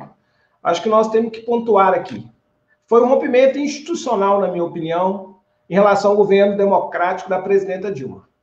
E depois, a Margarida Solomão falou muito bem, o golpe final, a emenda constitucional 95. É impossível alocar os recursos necessários que nós precisamos, a educação brasileira precisa, o povo brasileiro precisa, com a emenda constitucional 95. E, por último, evidente, esse governo do Bolsonaro. O governo Bolsonaro e o bolsonarismo contra a educação e contra a ciência. Portanto, não resta outro caminho a não mobilizar a sociedade brasileira para debater o fim desse governo. Esse governo impede, inclusive agora, a superação da pandemia. Tem demonstrado totalmente incapaz para superar, né? Então, eu quero aqui, para encerrar, dizendo que nós temos a obrigação de continuarmos aí lutando, né? E fazendo um enfrentamento.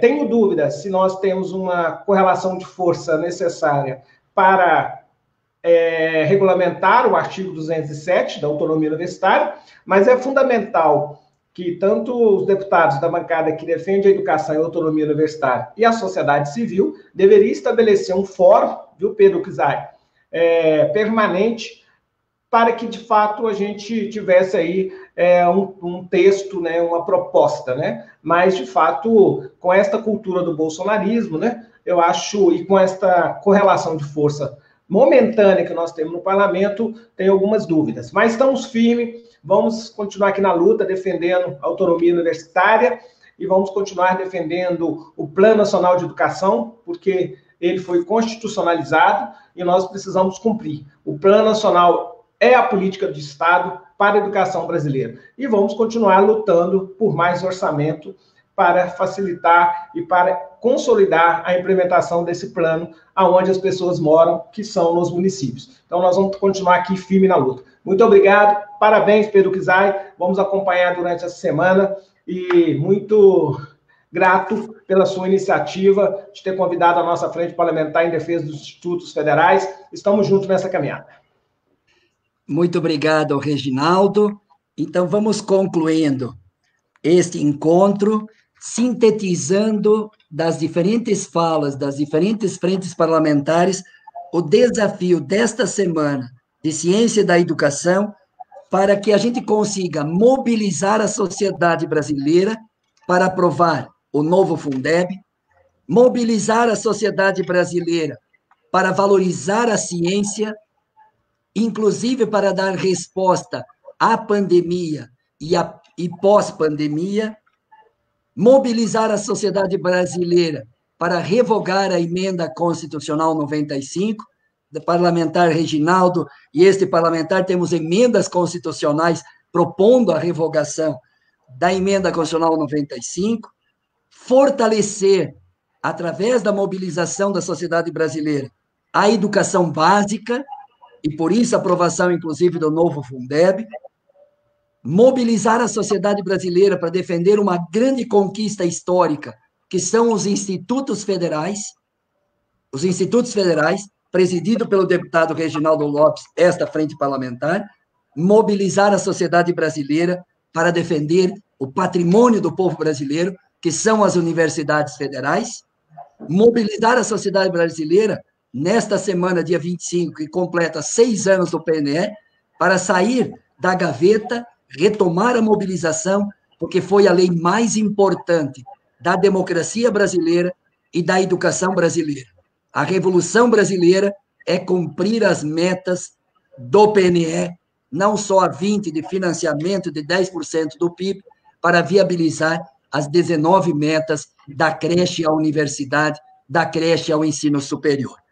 E defender a democracia como fundamental para o futuro do Brasil, defender a autonomia e regulamentar o artigo 207 das nossas instituições federais e, ao mesmo tempo, produzir uma profunda crítica ao atual governo, que impede, inclusive, isso tudo que foi sintetizado aqui, a sua viabilização, a sua implementação, inclusive o PNE, e, ao mesmo tempo, que esta semana, além da profunda crítica à não viabilização dessas grandes diretrizes da educação e da ciência brasileira, nós construirmos futuro, mobilização e utopia. Por isso, o convite para todos vocês, que esta mesa é só o pontapé inicial para o convite de participar todas as manhãs, das 9 às 11, segunda, terça, quarta, quinta e sexta,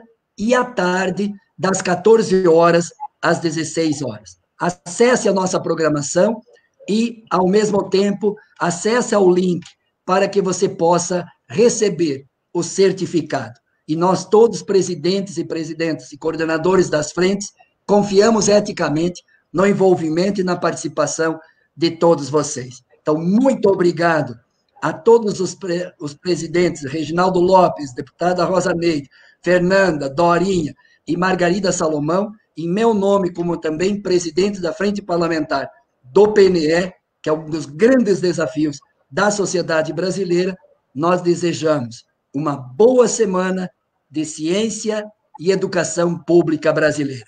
E nunca foi tão necessário, tão imprescindível para os professores, educadores e estudantes desse país, mas para a sociedade democrática brasileira discutir, debater ciência e educação pública brasileira. Boa semana a todos, obrigado pela participação, obrigado e vamos, com certeza, chegar na sexta-feira mais mobilizados, mais críticos e mais conscientes da importância, de forma coletiva, construir o futuro do Brasil, construindo e fortalecendo a ciência, construindo e fortalecendo a educação pública, da creche à universidade. Muito obrigado e boa semana da ciência e da educação pública brasileira. Bom dia a todos. Bom dia.